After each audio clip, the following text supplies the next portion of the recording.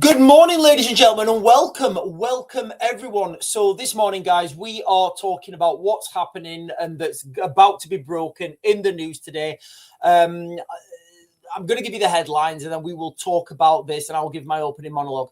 So Russia-Ukraine war latest. Kiev to reveal new peace plan today. And look, guys, as far as I'm concerned right now in the world, everything people say, you need to invert it. So new peace plan means new war plan. After Zelensky rules out giving up territory. Now, what I'm going to do in this video, obviously, I don't know if let me check. I don't know what's going to be released in this statement that's going to be it's literally going to be released later on today. I don't know what's going to be released. What I do know is that there's no chance for peace.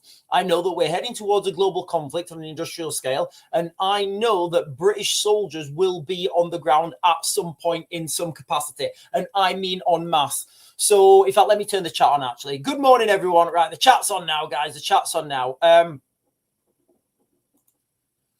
We'll have to look up Leamington Spa. Leamington now. Oh, guys, what's happened in Leamington Spa is absolutely vile and it's disgusting. I may do a separate live stream on that.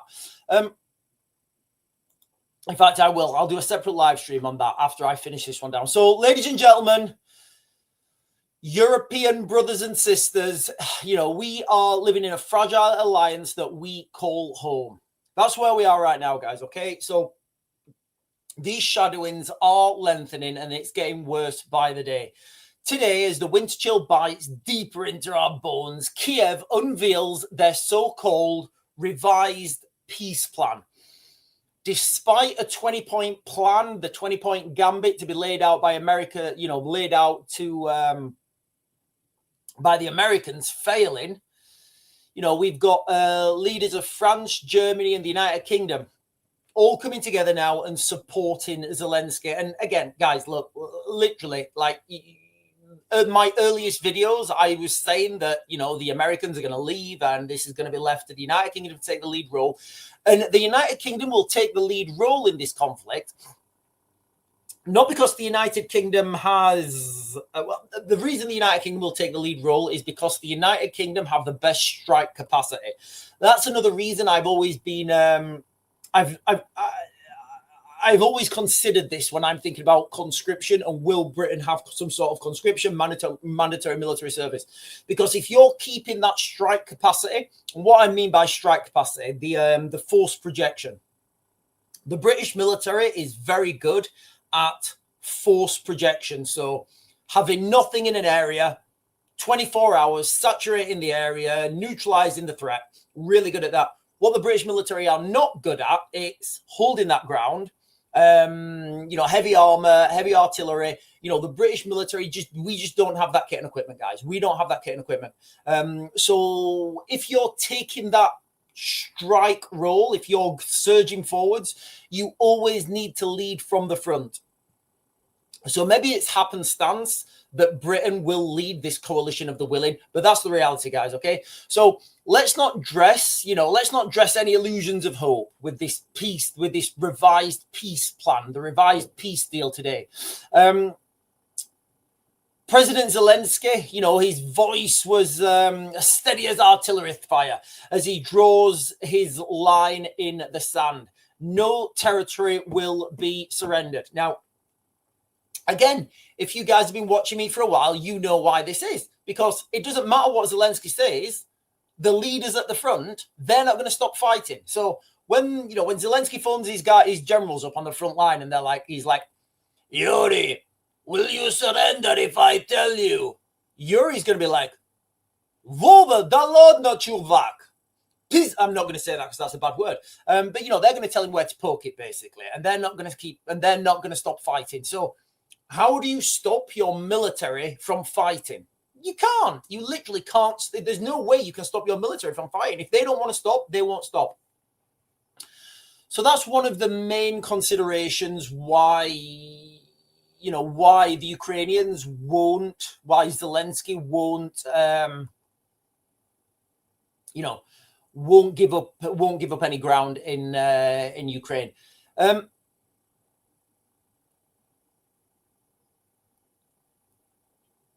So it's a noble stand. a cry from the heart of a bleeding nation, but noble words won't stem the tide, guys. You know, they won't stop this Russian advance that's happening right now. I've been documenting this for you guys. I'll be sharing with you. I'll share with you guys a war map in a minute. You know, this war map is moving, and it doesn't matter. It doesn't matter what Macron or what's his name, Jolts. Is it Jolts? Holtz? I don't know, the German guy. Or Keir Starmer say.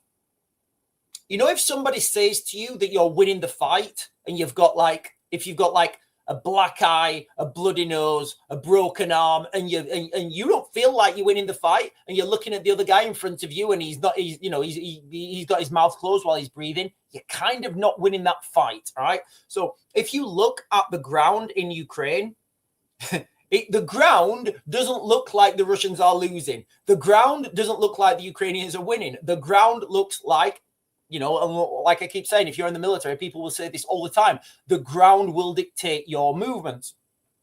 So even now as this plan drips from the presses, and if it comes out while I'm on the live stream, guys, I'll give it you.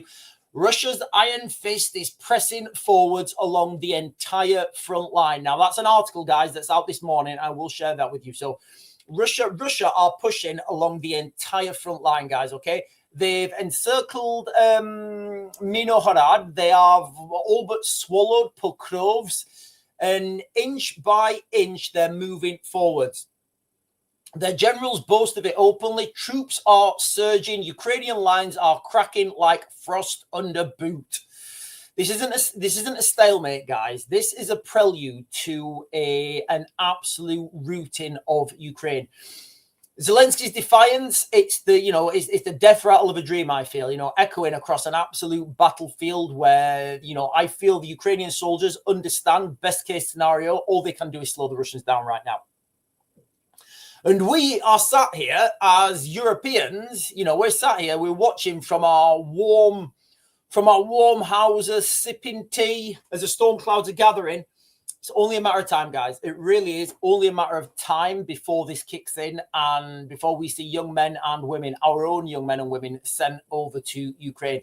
I'm telling you what's happening. I'm telling you what's going to happen. Whether you guys think it's right or wrong, that's what's coming. But the whispers, you know, the whispers last year, the whispers of war, the whispers of conscription, they were just rumors, right? Last year, they were rumors. Nobody was taking it seriously. You know, David Lammy was coming out and saying, we've got no current plans. And the Germans were saying similar. Germany have started to, this January, guys, Germany is starting their military machine where they're going to be asking for the voluntary service. And if they don't get the numbers there, it's going to be mandatory service. We've got I think Germany want to recruit 500,000 people. Just, you guys understand the numbers we're talking about here? The Germans want 500,000 people. These numbers are phenomenal, guys, you know. Because volunteers alone won't quench this. When this comes, guys, you know, it's gonna make World War II look like kids fighting in a playground. France, they followed suit. Macron and his velvet glove. Macron's throwing his velvet glove down, you know, and he's pitching for the youth. He's pitching for Gen Z. Do you have Gen? Yeah, of course they do. He's pitching for the French Gen Z, you know, paid in euros and a false security. You know, that's going to be starting in the summer, ballooning their military as well. You know, they want to accelerate their military. Now, he calls it the Russian shadow lengthening across the Rhine. Poland, they've already started, guys. You know, Poland, where the Poles scream approval for mandatory military service at nearly 60%. So here in the United Kingdom, where, you know, we're very isolated. If you live in Poland, you understand, you understand this culture more. So, you know, Polish Poles, almost, I think it's 58% said that they want mandatory military service. People are not whispering about this anymore. You know, people are not whispering about, you know, mandatory military service or conscription or World War III. You know, they're actually forging the chains right now, guys. You know, they're forging the chains and asking for every able-bodied man to go and do their bit. And look, guys, I know what you guys are going to say. You know, we've got problems on the shores of the United Kingdom, and we absolutely have. You know, I talk about that enough. We are heading towards, and it may have even been released now, guys. I'll check in a second. But from the Baltics, you know, from the Baltics to the Black Sea, this drum beat has hastened, guys. It really has. And this is not a distant thunder. This is an avalanche gathering at speed, and it's heading towards us. You know, I don't feel, when you understand how these militaries work, I don't feel that Article 5 is going to protect anyone. I don't think anybody cares. I don't, you know, it's just a little bit of paper. That little bit of paper, those articles, you know, that people thought they could hide behind for so long. Those articles are worthless, guys. Absolutely worthless. Because they're worthless without the men. Because ultimately, guys, that's what this war is going to come down to. And I always say this is going to come down to private soldiers on the front line with bayonets fitted, 5.56, 7.62, 5.45, however they roll, and hand grenades. That's what it's going to come down to. All these weapons and this 5.5 billion that the British military has spent on this tank thing that doesn't work, and it just looks like guys, listen, do you know how much that actually is? So sorry guys, I'm jumping off script for a second. So this is fact. The British military have just paid 5.5 billion for this Ajax armored vehicle, right? That's the reality. I think they've decommissioned it for now because it's not safe. It's not safe and it's not built to standard. 5.5 billion and they've got nothing to show for that money. 5.5 billion of your money, my money, gone. I've been talking about this, how this was a waste of money from day one. Literally from day one, guys. They should upgrade. It's too heavy. It's not built. It's not built for. It won't do well in Ukraine. You need light vehicles. You need light, fast vehicles in Ukraine. All right, that's how the British military operates. We don't need heavy, slow vehicles that are pretending to be armored. We don't need that. But 5.5 billion, guys. All right, do the maths yourself. If we have 73,000 people in the British military, okay? If you divide that by all those people in the military, you could have given them a bonus of 74 grand, I think. So if you're in the military, you know, and you're about to fight a war, would you prefer nothing, a vehicle that doesn't work and, you know, it's too dangerous to get in, or would you prefer 74 grand in the bank? Think I know what you guys are going to choose. You know, maybe you wouldn't give 74 grand to everybody. Maybe you'd say like, right, okay, you've been a sergeant major, maybe, I don't know, 100 grand to you. And because you've spent more time in the military, and maybe if you've only been in a year, you get like 20 grand or something. But look, guys, you know, the maths doesn't lie. The maths doesn't lie. So, like I said, guys, you know, World War III is not just a prospect anymore. It's on the horizon, and we are heading towards it. We're blindfolded by diplomacy, you know, and we could have turned back. We could have stopped this a while ago. We could have stopped this a while ago by being stronger, but we didn't. And ultimately, guys, you know, we are heading closer and closer to this. Literally every day now, we're heading closer and closer to this. You know, we will literally be staring down Putin's marauding forces, and they're not going to fight a conventional war. This war is not going to, we are going to be fighting. It's going to be like, you know how the American Civil War, all right? You had the British. You know, you had the British with their lines and their tactics and their formed squares. And you had the Americans doing guerrilla tactics from, you know, using snipers, shooting from the woods and stuff. That's what it's going to be like in the context that the Europeans are going to be fighting a conventional war. But the Russians, they are going to be, you know, they're going to be fighting a war with conscripts, and those conscripts are not going to be working to war with, they're not going to be working to a bigger group. They're going to be operating independently, and they're going to be pillaging their way through Europe. It's going to be virtually impossible to stop them. You know, so The fall of the second Rome, I guess, doesn't begin with a bang. It begins with Zelensky saying no.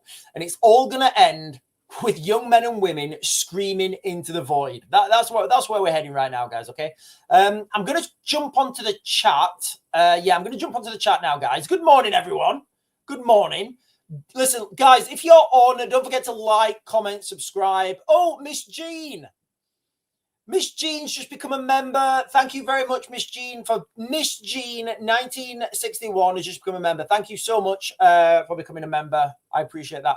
And I appreciate all you members, guys. Listen, I am going to start doing members-only videos again today. I'm conscious I've been away for a while, and I will start doing members-only videos, and they will only be on YouTube as well. Right. Somebody just asked me to look at the war map. Let's get the war map up. So as we're looking at this Ukraine conflict, right, let me refresh it. Give me a second. Wow. Okay. Wow, hang on. Right. Okay, so it's not updated for today. Wow. Right, so I'm going to share with you guys the war map.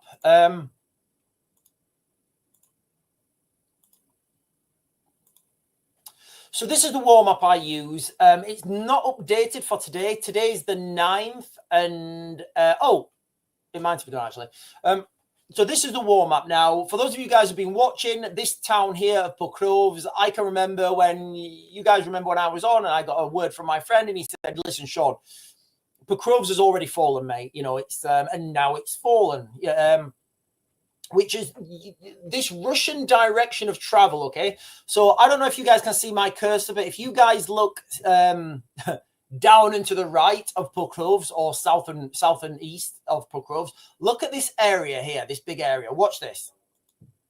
So the Russians have just closed up, and now the Russians have totally encircled this town. Remember, it's the pincer movement, and the Russians are fantastic at doing this. So I can remember when the Russians did this location here, Voldaher.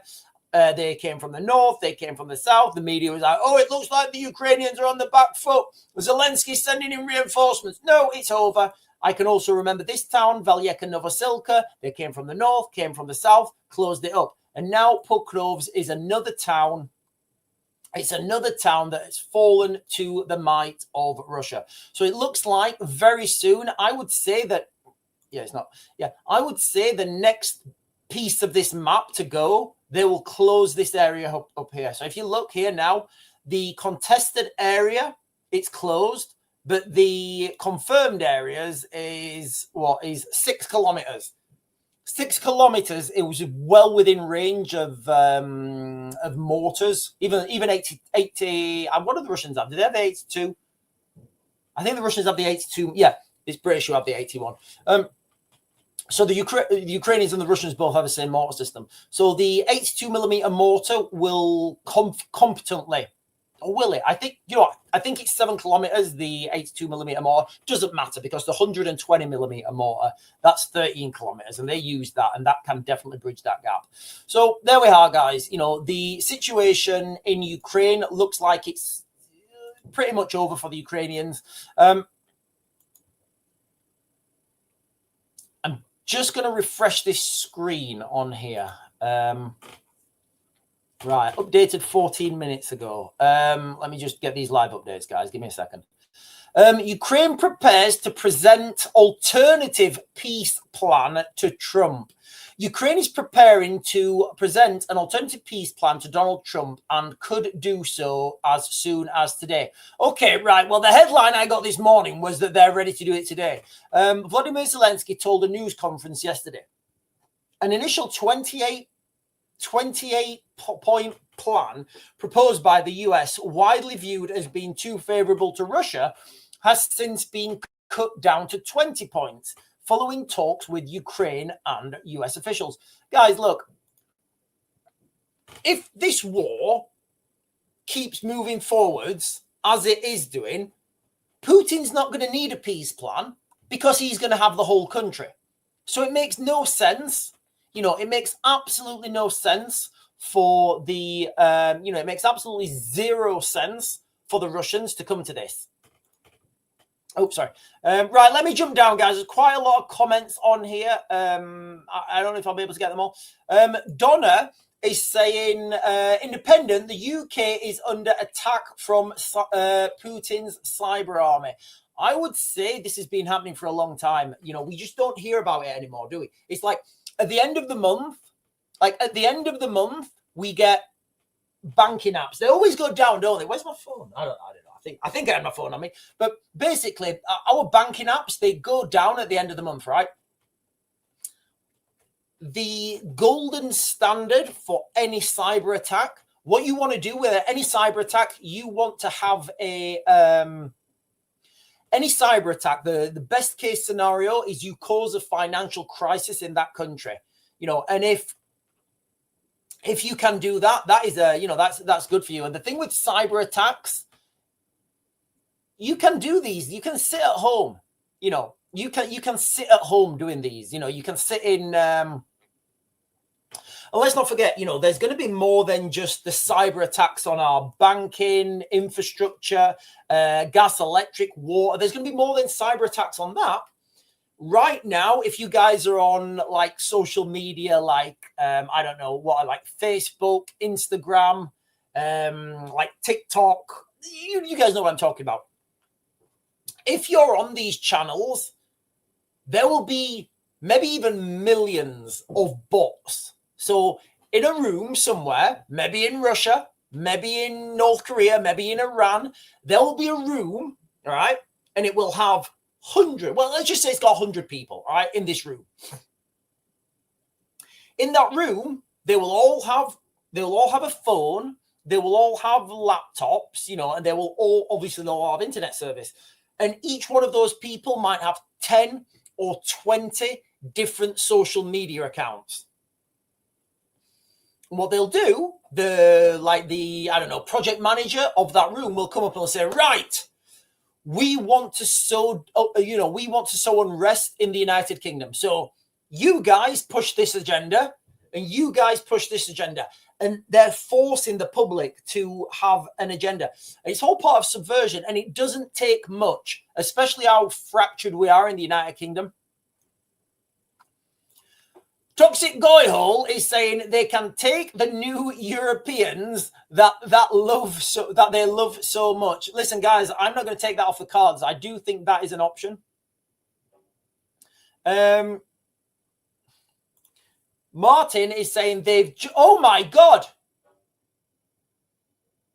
Martin is saying they've just locked my local school down where my grandchildren are. Gates are locked. They're locked in the classroom and aiding, I think he's saying hiding under the tables. It's funny you mentioned that, Martin, because we got a text message this morning. The girls are doing a lockdown in their school as well. I don't know if what you're talking about is an operational thing. Martin, I don't know what... Oh, hang on.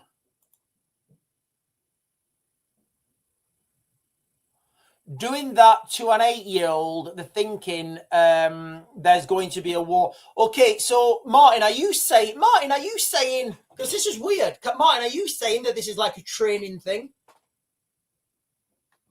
Because we got a text message from the girl, well, not from the girls, from the school. You know, you get like the general text messages. And like our girls' school is doing a lockdown rehearsal today. So I don't know if it's like a national thing, maybe like just like the Christmas lockdown, the lockdown before Christmas.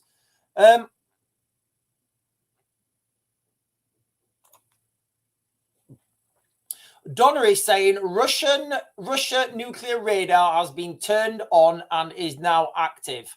David O'Rourke is saying a bank run. Yeah, guys, look, a bank run is golden standard for cyber attacks. What is a bank run? I don't know if you guys are old enough to remember Northern Rock, when Northern Rock went bust. What happens is when a bank is like, okay, so, and this may or not have happened. So you can, I've got my phone here. So let's just say you bank with, I don't know, the Royal Bank of Raven. Right? Let's just say you bank with the Royal Bank of Raven or whoever. And I make it put, and I get a cyber attack, and all the money's gone. Because let's be fair, guys, money is only numbers on a screen. And I say, right, all the money's gone from our bank, or you guys have lost all your money. What will happen is people will try and get whatever money they've got out of that bank because they don't want to lose it, right? They don't want to lose their money. I mean, I don't know. I don't think you want to lose your money. I know I don't want to lose mine. Once people have taken all their money out of their bank because because it's not safe there, people in other banks will think, well, hang on a minute. If it's not safe in that bank, it's not safe in my bank. And then everybody takes their money out of the bank. But what the problem is, the banks don't have enough money to pay everyone. So the people at the front of the queue, they will get their money. The people at the back of the queue, no way, Bob, you're not going to get it. I mean, I had to, like, if you've ever been into the bank to try and get like an amount of money out, and it's like, and what's deemed large, so like, I don't know, maybe like 10 grand or over or whatever, you have to order that money. And, you can see why you have to order it, but, you should be able to, like, as far as I'm concerned, I should be able to go into the bank anytime I want and withdraw all my money because that's my money. I should be able to take that out cash and go and put that on red. Like, if I want to do that, that is my prerogative. If I want to withdraw all my money and go and put it on red, I should be like, that should be my prerogative. Look, like, that's my money. I can do anything I want with my money. You can't. So if anybody's ever had to try and get money out of the bank, sometimes you have to order it. Right, hang on.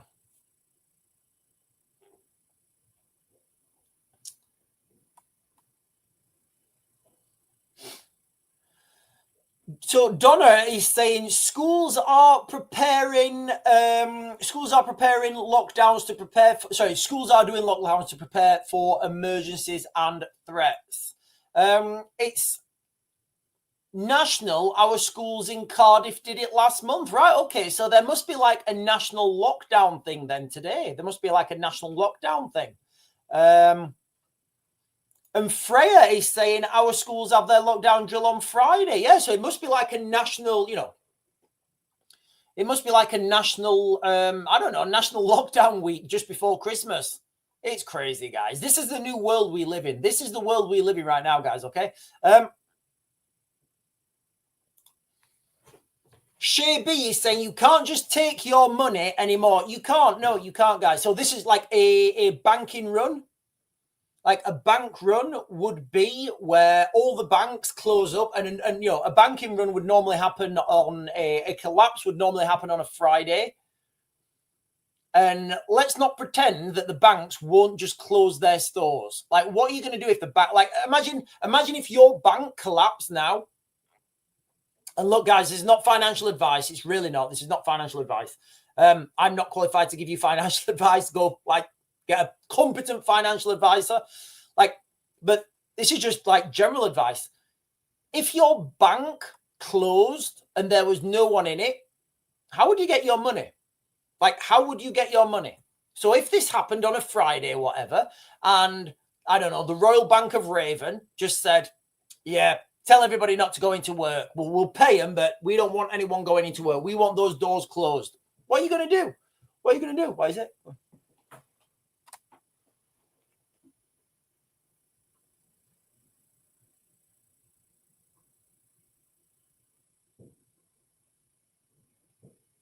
Is that now?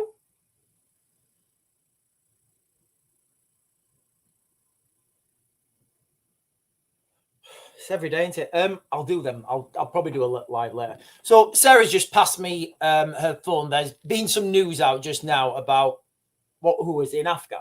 Yeah.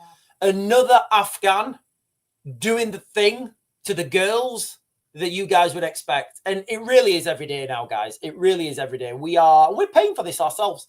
I think I'm gonna do another live stream about that because it really is out of control. Like, it's ridiculous.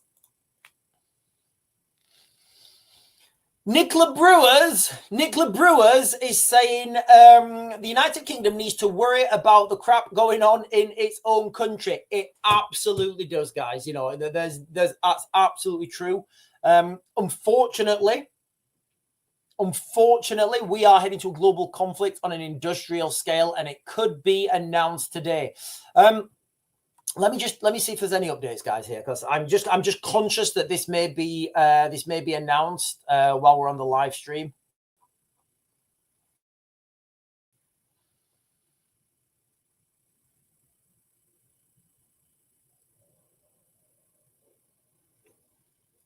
So Russian military plane crashes near Moscow, deal to release 100 billion of Russian assets for Ukraine expected imminently.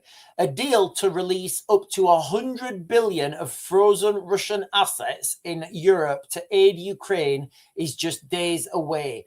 Downing Street believes after Keir Starmer and allies held crunch talks in London yesterday. So this is another one of the things that's been, I feel, that's been holding the Russians back. Now, you can imagine, I mean, I don't know if you can imagine, maybe you can, maybe you can't. The Russian economy, the Russian political system and the Russian state is propped up heavily by oligarchs.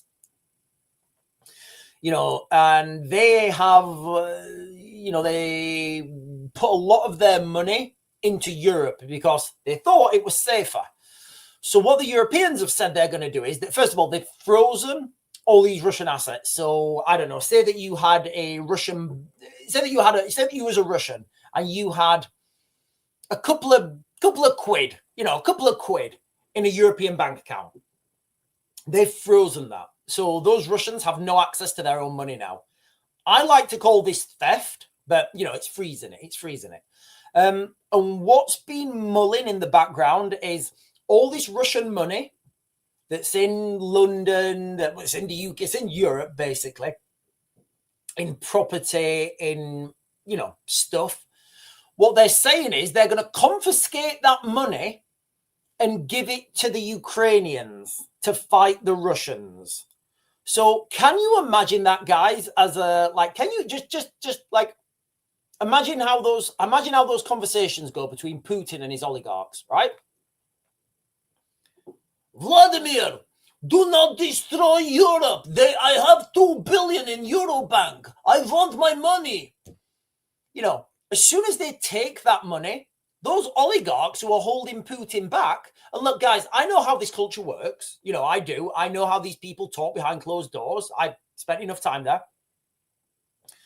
As soon as they take those oligarchs' money, those oligarchs are going to say, destroy capitalist pigs, Vladimir. I want my money back. Like, and that's what's going to happen. And then they're going to send the conscripts in, marauding, and you will literally get oligarchs. You will get oligarchs in charge of military units, and they'll say, guys, I want you to go take this yacht yard. I want my super yacht back. You know, and they'll go in there and they will pillage their way through Europe. That's the plan, guys. That is absolutely the plan. Donna is saying, Sean, Russia says if they release the assets to Ukraine, it's another step. Yeah, guys, it is. It absolutely is. I think, I know, I don't know. I suspect, like in any conflict, in any situation, if you've got money tied up somewhere, you don't want to rock that boat. You want your money. So imagine, like, guys, all of you now, imagine that you're a billionaire, right? You're a billionaire, all right? And you've just had €1 billion frozen in Europe. Hang on, guys. Sarah's just going. I'm just gonna open the door.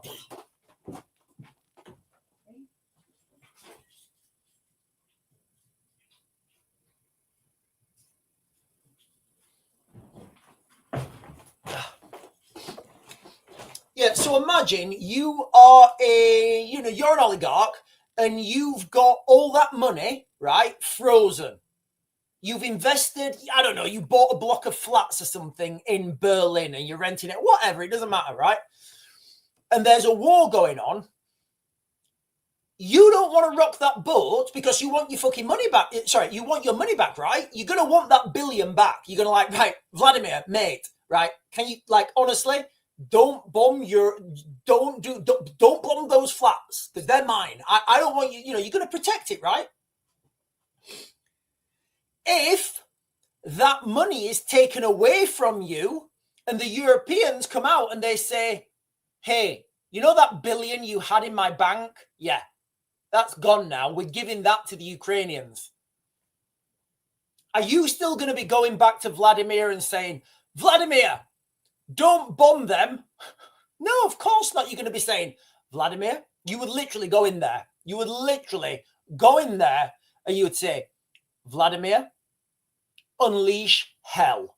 That's what they're going to say. Once you start fucking about with people's money, guys, once you start fucking about with people's money.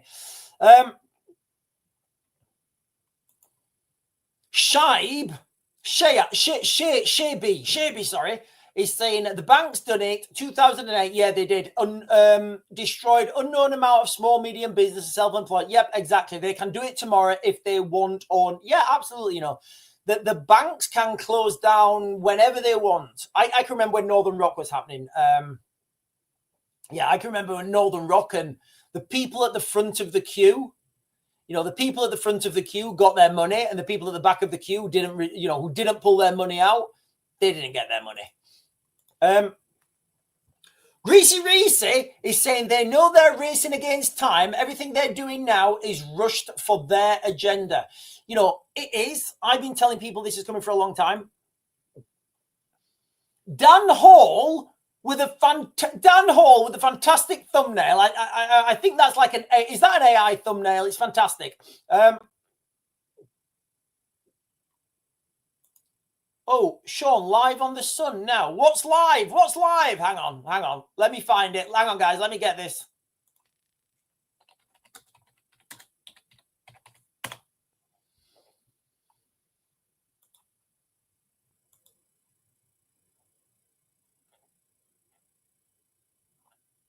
What's live on the Sun, guy? Donna, what's live on the Sun? I can't find it. What are we talking about? What's live on the Sun?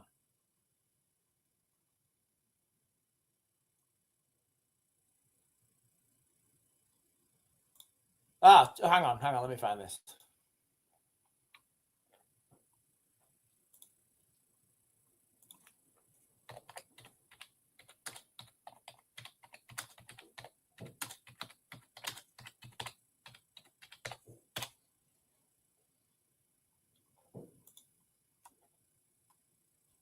The Sun US. The Sun US. Right, okay.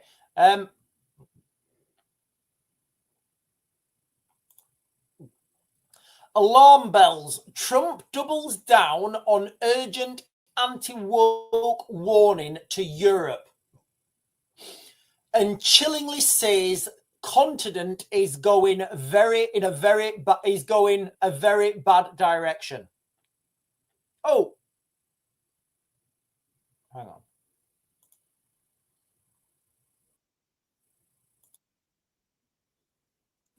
Sorry. It comes as the rift between the US and Europe widens over hashing out a peace deal in Ukraine. Honestly, like, I'm going to look through my old videos. There won't be I'm going to look through my own videos, you know, the one, you know, and I think I'm going to do a reaction video to my own video where I was telling you guys that the Americans are leaving us.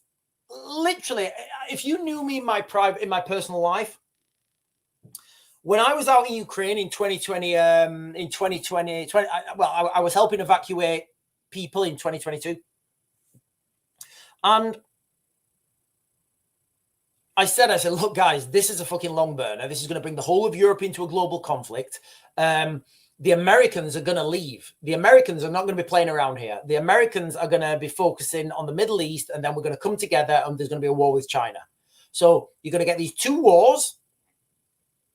You know, we're going to get these two wars where you're going to have this war in Europe, which is here now. It's here. Nobody can deny it. The Americans are going to be going over to the Middle East, and Britain will take the lead in Europe against the Russians. The chilling remarks come after a bombshell US report signed off by Trump slammed Europe for promoting mass migration and censorship. The US president issued the warning after being asked about tech boss Elon Musk's fine from the European Union. He was slapped with the harsh penalty for breaking the online content rules on his social media giant X. Trump dubbed the hefty fine as a nasty one and questioned how Eurocrats can justify such a move. He said Europe is going in some bad directions. Europe has to be very careful. The president's fresh broadside came just days after his new security report blasted the spiraling European migration and heavy-handed censorship. Yeah, we know this is here. Like, if you live in the United Kingdom right now, it just feels like somebody's slowly strangling you. It really does, guys. It feels like somebody is slowly strangling you. You're scared to say anything online. Even me. I don't really go out to these. Well, I don't go to these like protests, and I don't know any of that stuff.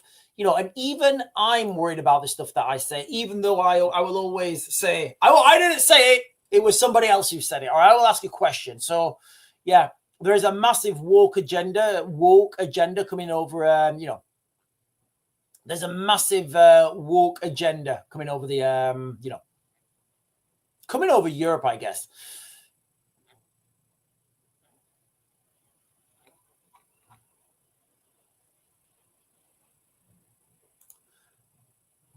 When I passed the channel, I saw that mighty coast. Hello. I don't know what that means.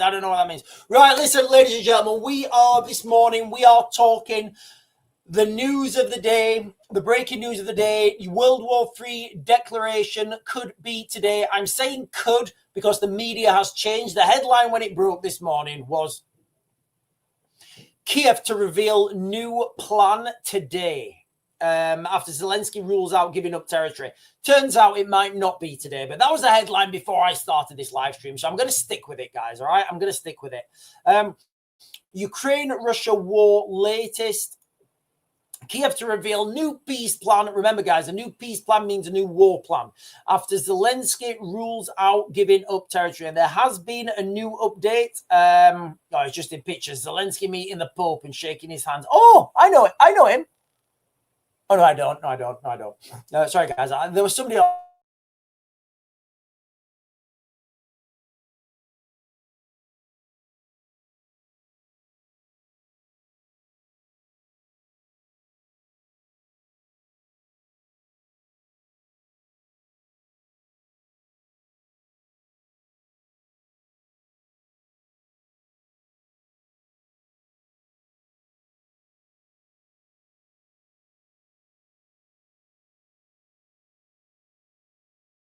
How the Russians do things. And like, you can bring this down to the microcosm, right? You can bring this down to the microcosm. So there's two theories, and both are true. It's going to depend on the circumstances, so I don't know.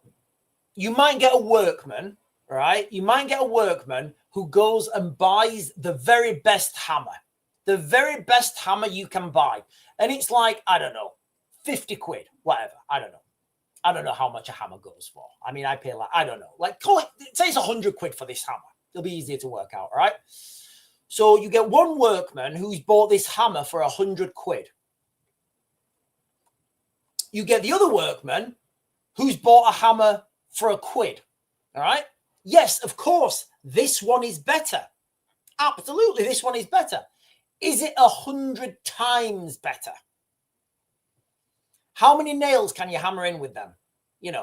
If this one breaks or he loses it, it's only £1 to replace it.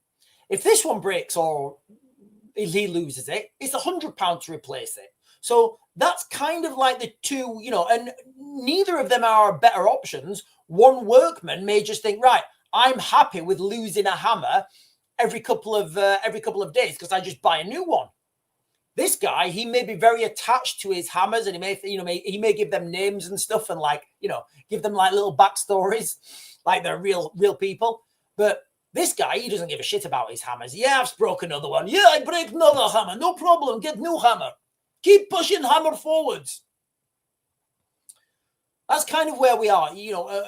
When people are trying to say that one is better than the other, we're about to find out. Both have their merits and both have their, their shortfalls. The example I'm going to give, and it's a real example, is when you get half-baked intellectuals, newsreaders, these guys, I've got one here. I'll share this with you. This is the type of, right. Hang on, give me a second. I'm going to try and see if I can make this. Hang on, let me, hang on, I've got an ad for 18 seconds. So let me watch the ad play and then I'll share this with you.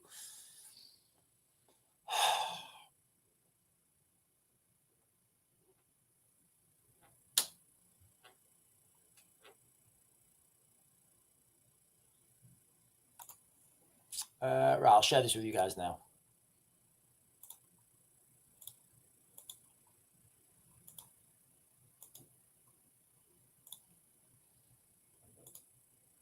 Let's bring in our defence and security analyst, Professor Michael Clark now. Michael, I'm minded to remember that old... So this guy is a professor, right? He's a professor and he will have some authority, right? He's a defence analyst, Professor Michael Clark. Look how authoritative he is. He's that age, he's old. You must think he knows everything. He knows what he's talking about. I don't know what he's going to say.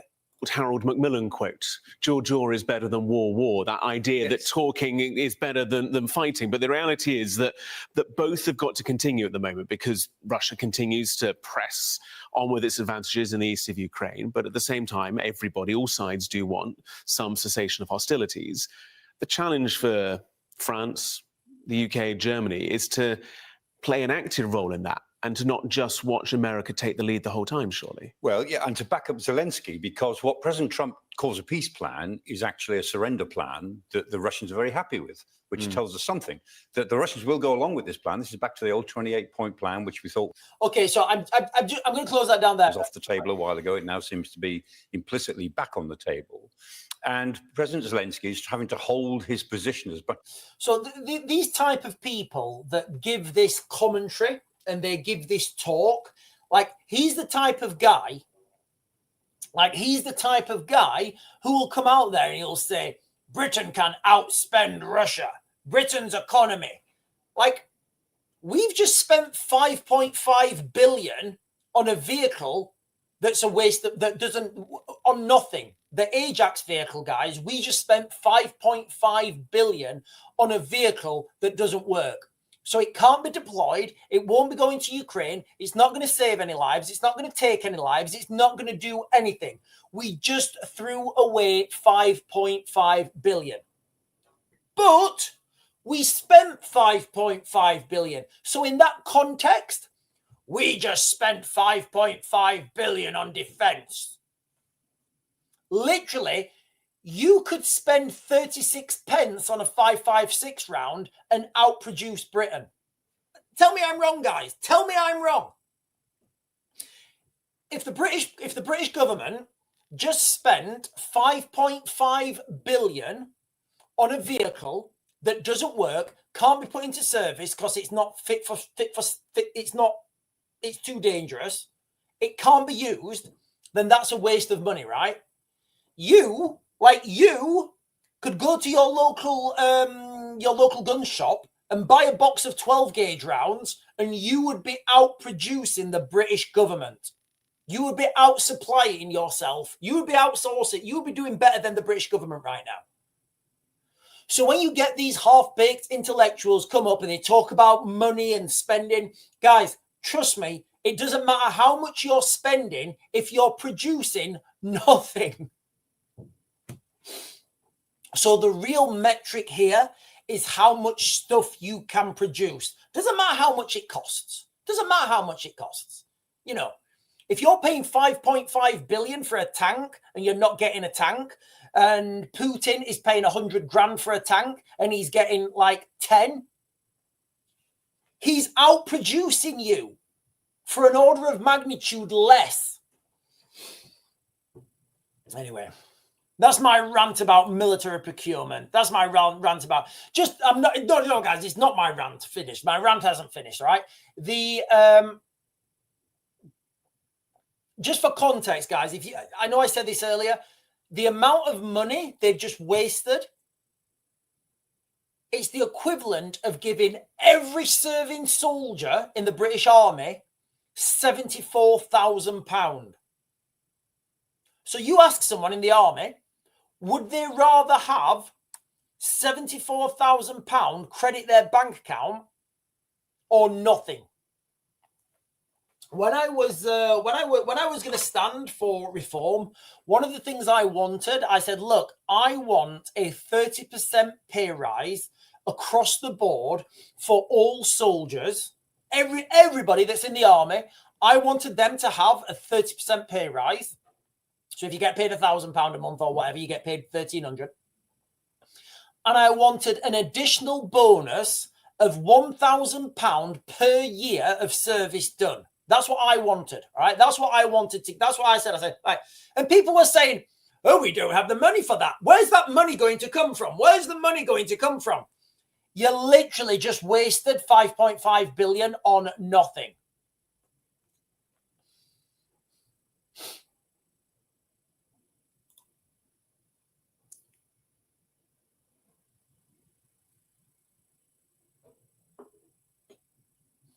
Yeah, I don't know if these statistics are right. But they seem about fair. Gerald of Rivia is saying, isn't it Gerald of Riviera? I'm sure it's Gerald of Riviera, not Rivia. Anyway, Gerald is saying, as I keep saying, 25% of the world's stockpile of THAAD and Patriot missiles, so these are air defense missiles, were used in the 12-day war and will take years to replace them. Without missile defense, there is no defense. Yeah, a lot of the weapons that we've gone the wrong way, guys. But you know what? We've not gone the wrong way. We've gone the right way, but we need to go back a few steps. So here in the West, we produce all this fantastic stuff, you know, so like the engineering that goes behind is it the NLAW? Is it the NLAW, the rocket launcher? Yeah, I think it's called the NLAW.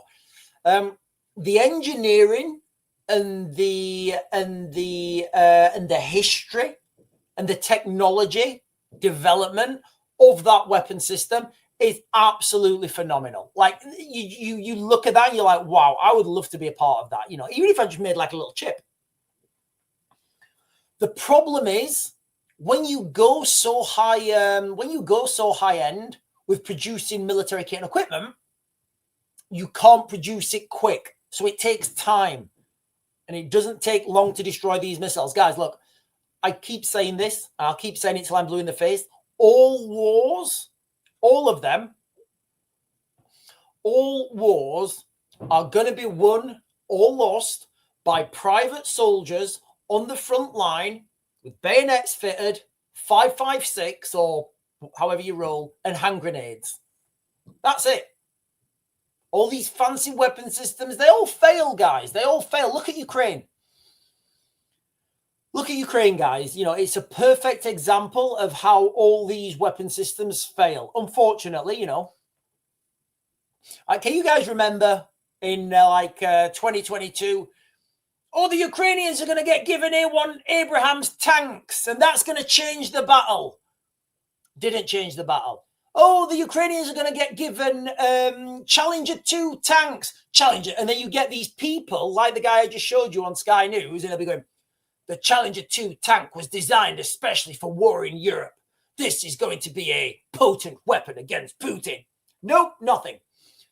Okay, what do you need now? We need the Leopard 2 tanks. The Leopard 2 tanks were designed by Germany and are mass-produced right there on Ukraine's doorstep. They are going to... Nope, didn't do anything. Okay, we need MRLS, which is like, I think it's like multi-launch. It's the rocket system, basically. We need MRLS. The MRLS is a fantastic weapon system, and it will be able to suppress Putin's troops at ranges up to 40 kilometers. Nope, didn't change anything. The Ukrainians need F-16s, and as soon as they've got this air defense, they'll be able to put a stop to... Nope, didn't stop anything. You know, literally, the front line has been moving. It's not even put a dent in it, guys. Look, guys, and I'm Team GB. I'm Team West. You know, I've got a lot of people, I've got a lot of friends who I consider family, but you can't deny, you know, you can't deny what's happening on the front line in Ukraine. You absolutely can't. You know what? You can deny it. Absolutely, you can deny it. Or, you know, if you want to be a fool, not daddy cool. If you want to be a fool, deny it. If you want to be daddy cool, accept it. So the front line, some estimates are 20% of Ukraine has fallen. I'd say that's about right. Yeah, 20% of Ukraine's fallen. You know, this front line is like this front line. People don't understand the size of this front line. Let's just try and measure it. Let me just try and measure it real quick. This is not going to be a very accurate measurement, guys. This is not going to be an accurate measurement. Let's just try and do it from Kherson. Oh, that was a bit off. I'm just trying to measure the front line, guys. I know this is not accurate. I know it's not accurate.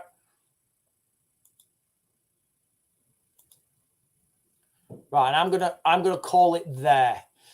So that is 679 kilometers. That's almost the length of Britain. I mean, if you take in like these other regions, I would say that's the length. You could argue that that is already the length of Britain. I mean, there's little bits I missed here. So you could argue that this front line is like standing at Portsmouth, I guess. Standing on this, so this front line in Ukraine, guys, it's comparable to standing in Bournemouth, right, all the way up to like John O'Groats in Scotland. That's comparable of this front line. That's the length of it, you know, and that's huge. Like, and I think we, what did we estimate? We estimated that it would cost. I can't remember. I think we said I can't remember what the actual Raven maths were. Yeah, I can actually. So the Raven maths, what we did was from here to here in a straight line. So not all the way up there, not all the way down there, just in a straight line. So I don't know. What would it be? Maybe 50 meters wide. So to take a 50-meter chunk, do you know what? I'll do the maths. What did we say it was? Can somebody tell me what that was? Guys, can anybody remember what that length was? It was call it 680. I'm going to do the Raven maths, right? I'm going to do the Raven maths now. I'm going to do Raven maths, right? So 680. Jesus. So 680.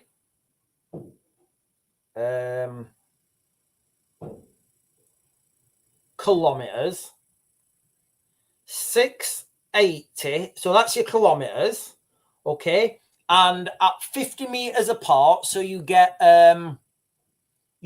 times 20 times 20 equals 1,360. Yeah, times 800.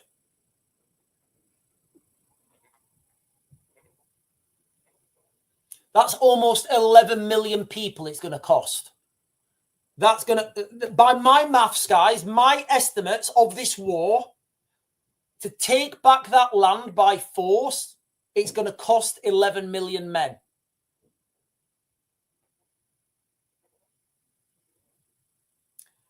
10,880,000, 11 million men. That's my maths, guys.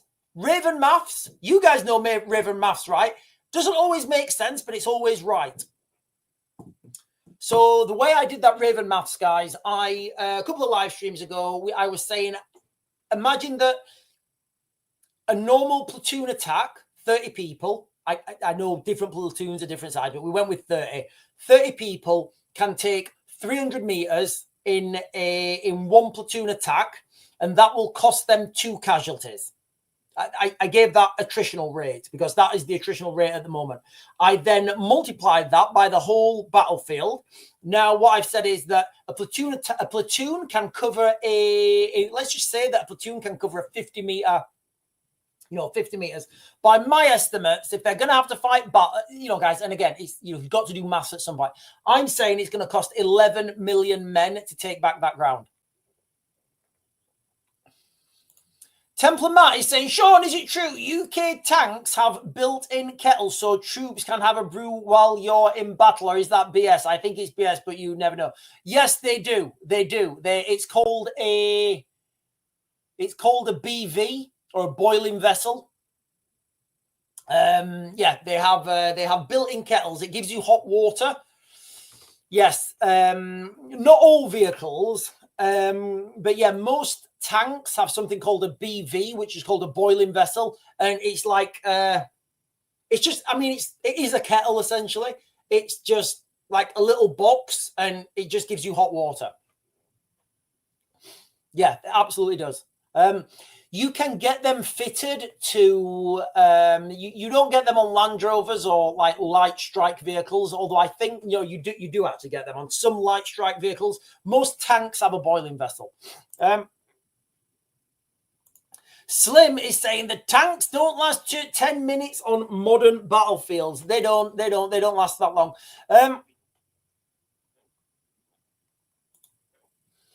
While some people make millions on their downfall, it's all disgusting. It is. And you know what, Templar Matt? If you've got one of these boiling vessels in the desert, you can put chip fat in it and have it as a deep fat fryer.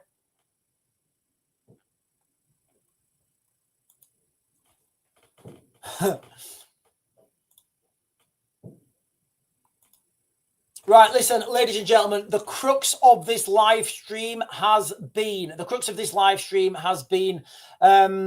declaration today. Now, I'll share with you guys this headline. Actually, I'll share with you guys this headline.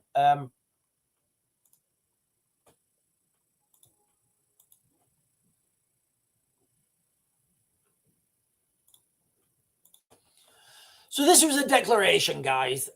Ukraine war latest. Kiev to reveal new peace plan today after Zelensky rules out giving up territory.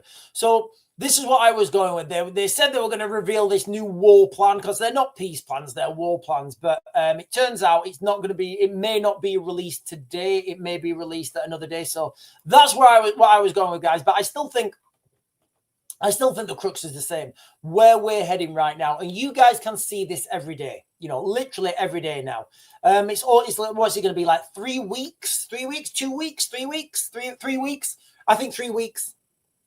Yeah, 3 weeks today, actually.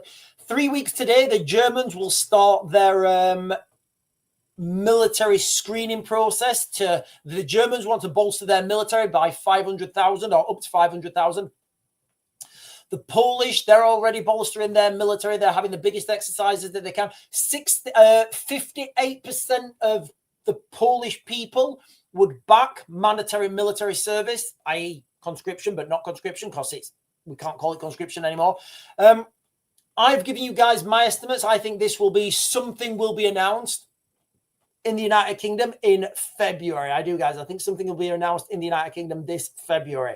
Right, let me jump up.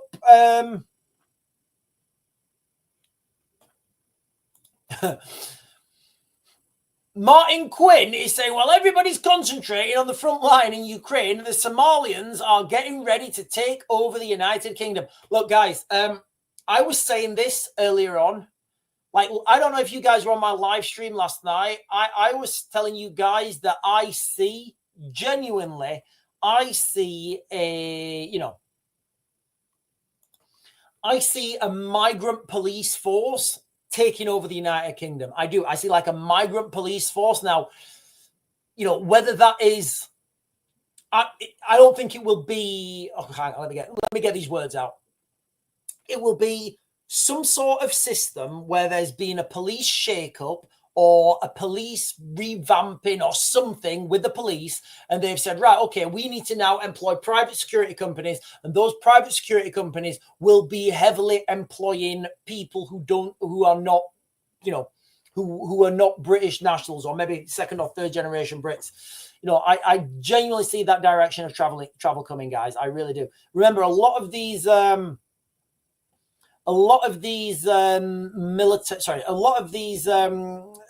security companies are international security companies, so they don't really care about the people of that country. All they care about is their bottom line.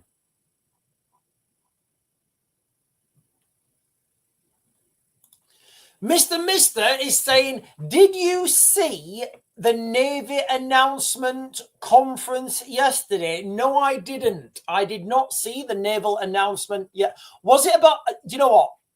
I may have done. Was it about the new submarines or something to go and I think I did actually. Was it like millions are going to be spent protecting our seas and oceans from the Russian threat? And look, guys, I'll be quite clear.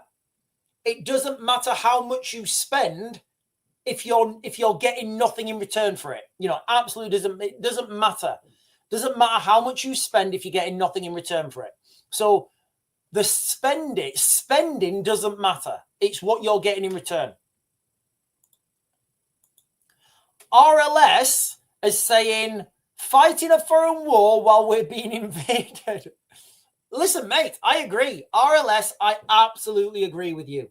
I'm not saying this is right. I'm just saying that this is what's coming. This is absolutely what's coming. And I'm not ruling out migrants being sent over to Ukraine as conscripts by some sort of citizenship for, citizenship for service. That won't happen, Sean. Brits won't have that. There will be all-out civil war if migrants get a police force. You see, it won't be sold like that. It won't be sold like that. This is the way it'll be sold. The Watchman, with the fantastic pigeon Watchman. It's not going to be sold. Nobody's going to come out and say, Keir Starmer's not going to come out and announce, yep, we're now employing migrants as the new, they're not going to be storming around with stormtroopers to start with. What will happen is it will be a slow, methodical move. It will be a slow, methodical move. The first stage will be to announce police reforms. We're going to announce police reforms because you guys need to be safer. We want to protect you. We should protect you more. And everybody will say, yeah, you actually need to do that. Well done. Doesn't matter what they say. Look what they do. And then the next stage will be, we're going to start using private security companies to take the strain off our officers. Yeah, that's a great idea. And then you're going to start to look who's in these private security companies. People who maybe even they don't even speak English. They're going to be the ones driving around. And then over time, this will just creep in. Can you imagine being burgled, right? Being burgled, and you ring the police up or whatever, and they send someone out to give a statement, and you don't really trust this guy. He kind of looks like the person you've got on camera for burgling, and they don't speak English as their first language. You can see where we're going, right? You can see where we're going.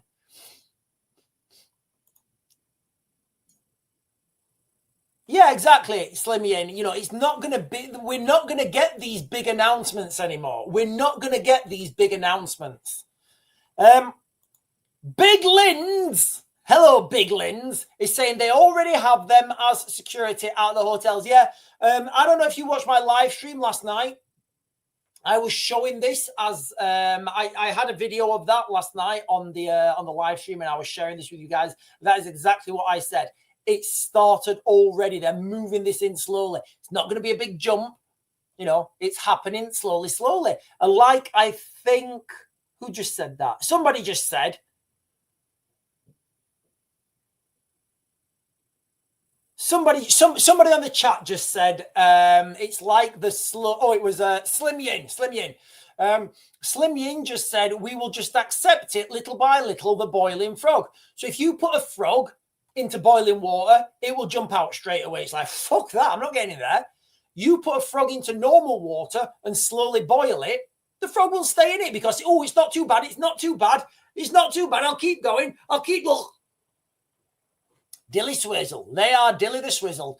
And yeah, people are all agreeing, guys, all agreeing. That's the direction it's coming. So when I point these things out to you, oh, what fantastic,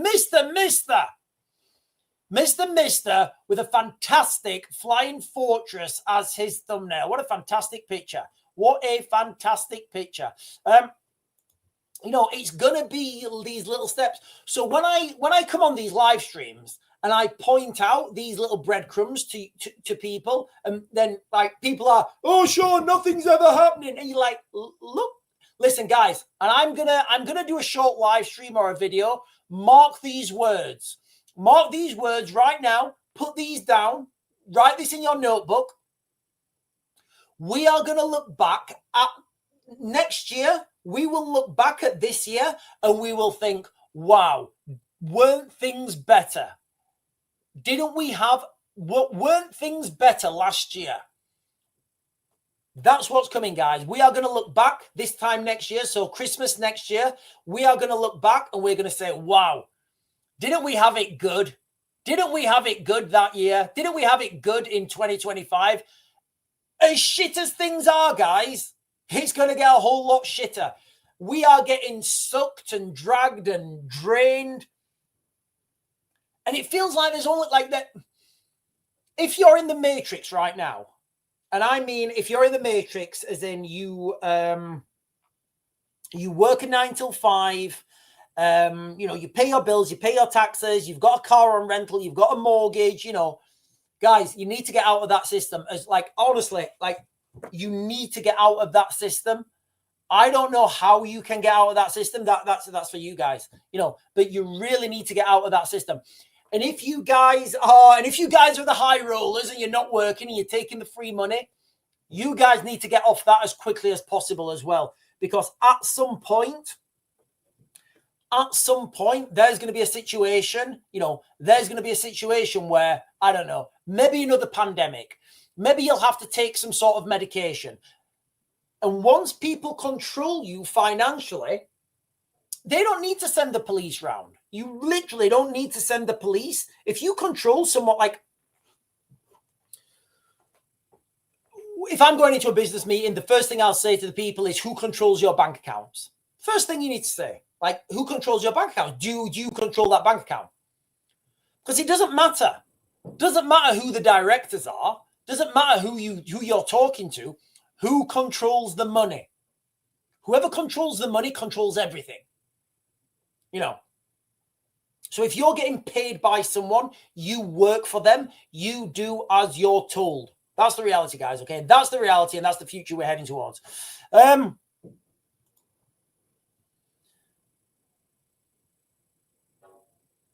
Martin Quinn is saying, trying to do New World Order.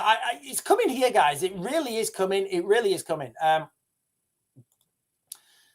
Spiral Scratchers says, another scamdemic wouldn't put it past them.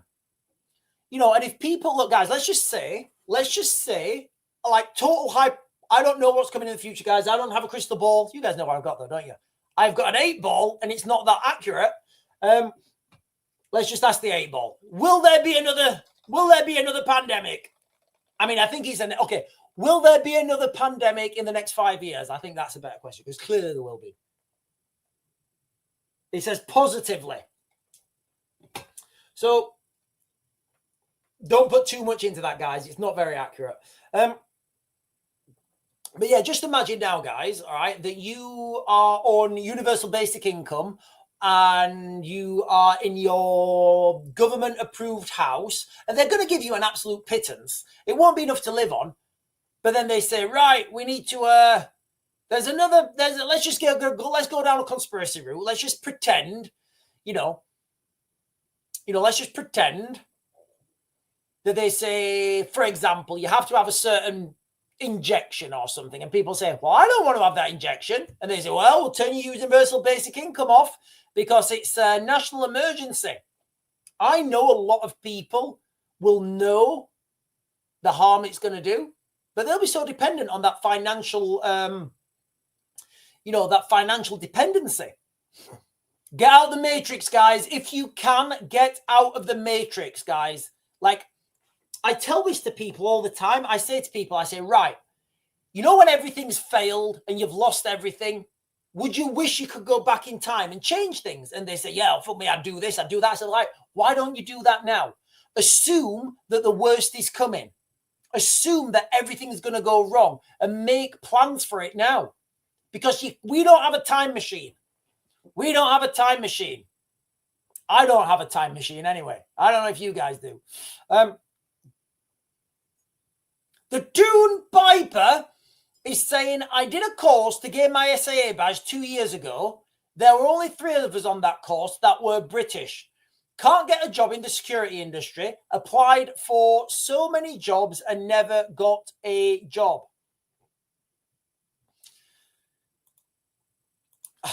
So the Toon Piper, I believe this is the first time you've commented, Toon Piper. You're welcome. You're most welcome. I had a friend. He's not a friend. I do give this analogy quite a bit. I had a friend. I've got a friend. I was at a barbecue, I think last summer or the summer before. It was the summer before, actually. And he was making fun out of me. He was calling me gammon. He was, he was laughing at me. He was like, oh, Sean, what jobs are the doctors taking your jobs? What is it you do again? He'd had a few beers. I didn't. It is what it is. This guy used to work security at like one of those shopping outlet centers. I saw him like this year, like I can't remember when. They sacked all their permanent staff, all their security. They sacked them, and they hired in a private, a contractor. So they did it on a contract basis now. I think it's because if they employ people, they have to pay them more with this like new employer's tax or something. I don't really understand what happened. But basically they sacked all their staff, their security staff, and they employed a contractor, like a local security firm. And all the people that they employed don't speak English as their first language. And this guy, his whole world has just flipped 180. His whole world has just flipped 180. And he's wild now. He's absolutely insane. I didn't say anything to him, but he's like really, he understands now because he doesn't have a job. He's got bills to pay. He can't get a job. He's got a house. He's got mortgage, obviously. Got car on finance or whatever. Got kids at school. They want new uniforms. They want to go here at the weekend. His way of life's gone.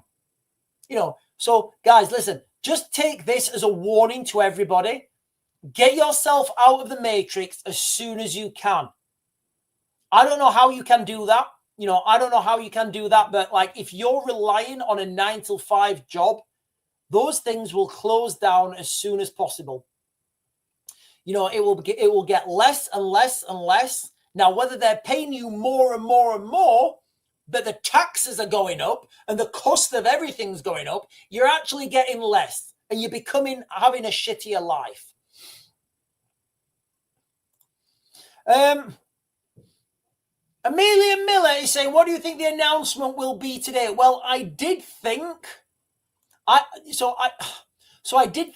was going to be, let me just check this. Let me see if it's updated. Give me a second. 13 minutes ago. Is that an update? Okay, so 13 minutes ago, guys, Trump says he's disappointed that Zelensky hasn't read the US peace plan. Donald Trump said he is disappointed after claiming that Zelensky has not read his peace plan for Ukraine in his latest attack on the Ukrainian leader.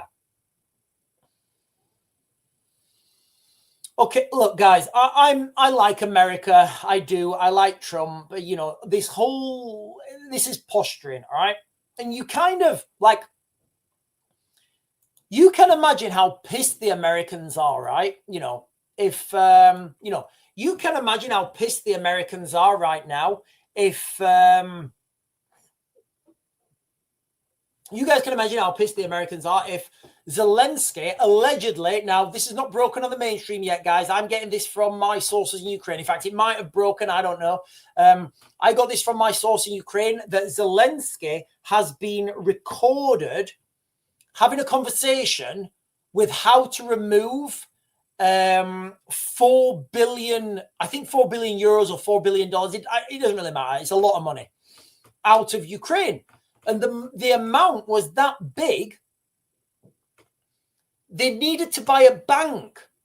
So they allegedly, for entertainment purposes, they've got Zelensky on the phone speaking to Macron, asking Macron to help him buy a bank to launder his money out of Ukraine. So you can imagine now why the Americans are like, so you want me to keep funding your war, but you're snifling billions off. I mean, look, guys, I don't think anybody would have minded if he took away 5 or 10 million. You don't need any more than that. You really don't, guys. You don't need any more than 5 or 10 million unless you're going to start buying like aircraft or something, you know. I love aircraft. I do, guys. And even like a little DA62, you're only like looking at like, well, not only that, it's quite expensive. Anyway, sorry guys, I'm off on a sidetrack. Britain is not ready for anything. Fake news. No, I agree. We are not ready, guys. We've just spent 5.5 billion on a tank that doesn't work. So we've just thrown Britain, how are you going to get ready for war? I'm going to get this 5.5 billion and I'm going to put it on the fire. Whoa, guys, don't you think you should be spending that on defense supplies? No, we're going to outspend Russia. Don't you think you should buy stuff? No, we're just outspending them. It's a false metric, guys, every time you hear it. Emma Riley is saying they're doing that now using private security in my town. Yeah, guys, look, private security. These are bolstering councils. They're working in supermarkets. It's coming. Private security. There's going to be and it's coming, guys. It's already here, I would say. And because it's happening slowly, people won't. And Donna is saying danger to life. I think that means danger to life warning. Storm incoming. I think that means danger to life warning, storm incoming. And I think we're talking about, is it Storm Bram or Brom? Is it Storm Brom? Yeah, so there's Storm Bram. Don't worry, Donna, I know what you meant. So for those of you guys who've been watching me, I have this thing, right, where I look at something and I just think I know what it says. It's good.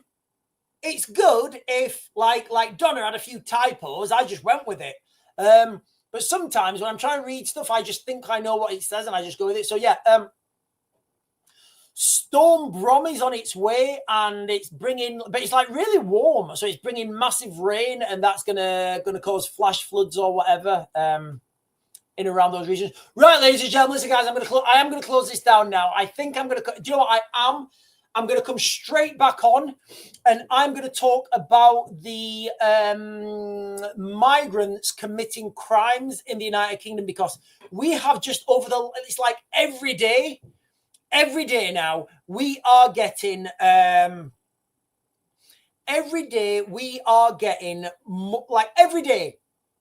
migrant from this country does this to the little girl, migrant from this country, gang of them to this girl. Every day, guys. So I'm going to come on and do another live stream about that. But the crux of this live stream is there was going to be an announcement today. I don't think it's going to be today now. That was the headline this morning. They've changed that. I'm going to leave this headline. I'm going to leave this headline. when they talk about these new peace plans, remember, Zelensky's not going to give an inch because Zelensky can't give an inch. Putin's not going to come to any negotiation because, like I've just shared with you guys, this, he's moving forwards every day. So, like, if the analogy I gave last night, and I think it's fair, imagine if you went to buy a car, right? And the car was, I don't know, 10 grand or it doesn't matter, whatever. And you went in and you said to him, how much is this car, mate? And he said, well, it's 10 grand, but if you come back tomorrow, it'll be 9.5. And you went, oh. And then you went back tomorrow and he said, is this car 9.5? And he said, yeah, but if you come back tomorrow, it'll be 8. Like, you would literally, like, that's the same thing. That's for Putin, right? Putin's taking more and more ground every day. So inevitably, at some point, he will have taken the whole of Ukraine. That's the maths, guys. If you're walking forwards and eventually at some point you're going to come to your target, you are going to come to your destination. So the war in Ukraine is not going anywhere, guys. It's going to drag people in. The Germans, the Polish, the French, and I think the British will announce some sort of military uptick in February this year. Anyway, ladies and gentlemen, I am going to close this down now. I'll be straight back on very soon with another live stream talking about the state of things in the United Kingdom. And if you missed that one, don't worry, I'll be back on tonight at 8. So I'll catch you guys later, and I bid you good morning for now.